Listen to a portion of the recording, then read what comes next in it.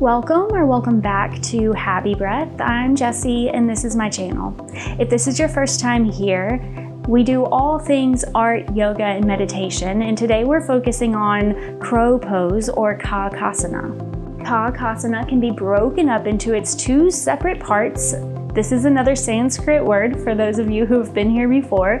Kaka is crow, asana is posture or pose. Crow pose is a lot of people's very first arm balance. Once you learn to hold crow pose, it really opens the door to a lot of other arm balances like handstands. Crow pose is a great first arm balance because it really helps you to build strength in places that you need for a lot of other arm balances, and it also helps you to build courage. Crow pose helps us to stretch, strengthen, and tone a lot of muscles in our bodies, especially our arms, shoulders, wrists, core, our abs, our glutes, our thighs even, our back. Crow pose is a full body workout that helps us to increase flexibility and elasticity in our spines. Crow pose can actually help to decrease back pain by helping you to strengthen those muscles around your spine. Crow pose also aids in digestion, helps us build endurance and focus, as well as internal heat and overall confidence. It also encourages body awareness and strengthens the connection between our minds and our bodies, as well as our coordination and balance. Crow pose also improves our circulation, lung capacity, and core control. It's also a really great confidence booster because it helps us to gain confidence while we're on our hands. So it prepares us more mentally and physically to be upside down in those inversions or those more advanced arm balances. So those are the benefits of crow pose. So let's get started.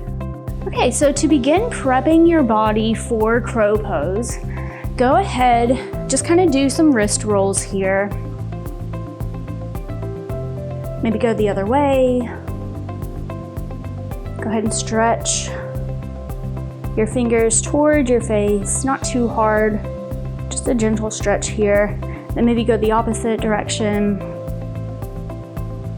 And change hands. Bring your fingers toward your face and the opposite direction.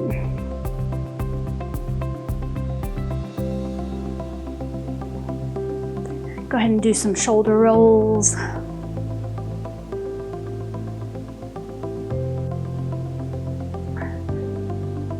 The easiest way, in my opinion, to practice this posture, to get into this posture for the first time, is to start in a crouched position like this. Plant your hands on your mat, shoulder width distance apart. Separate your fingers a ton here. And then lift your hips. Step your feet forward and bring your knees close to your armpits, as close to your armpits as you can get them. If this is a struggle, maybe this is all you get today. Maybe this is where you practice, just kind of bringing your knees up to your armpits.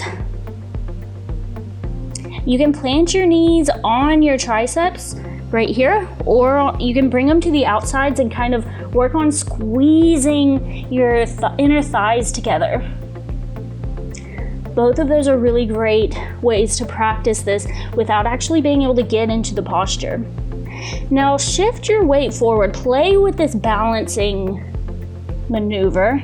Shift your weight forward. Don't lift your toes off your mat just yet. Just shift forward, kind of play with that balance a little bit. And then look forward.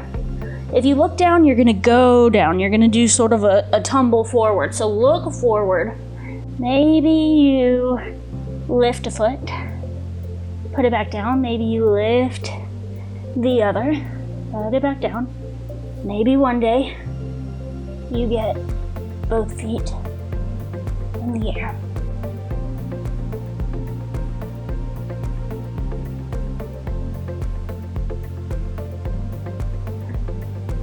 And hold. Whenever you get it, bring your toes together. Keep breathing. Find your drishti, or your gaze. Look forward, lean forward. Maybe you lift one foot to begin, then lift the other, and maybe one day you lift both. It's really just a balance game. You've got to lean forward, but not too far forward. It's okay if you face plant. We've all been there.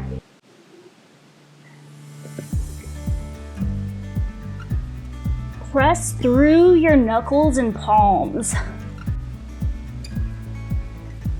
Draw your navel in toward your spine and hollow your upper back. Draw your shoulders away from your ears. Hug your inner thighs together and draw your outer arms inward while lifting your heels closer to your hips. Spread your shoulder blades apart. And keep trying. It's okay if you fall. That's part of it. So keep trying to find that balance and learn to fly your crow. Maybe today you didn't quite get your feet up. Maybe you only got one foot up. Or maybe you got your knees to your triceps, and that's it. That's okay. If you've been practicing this posture for a long time, it might be worth it to just maybe go into cactus arms and look up.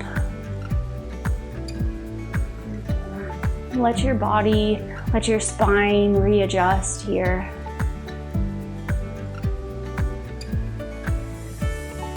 And come back down. Some things to keep in mind whenever you're practicing this posture. Please avoid this posture completely if you are pregnant.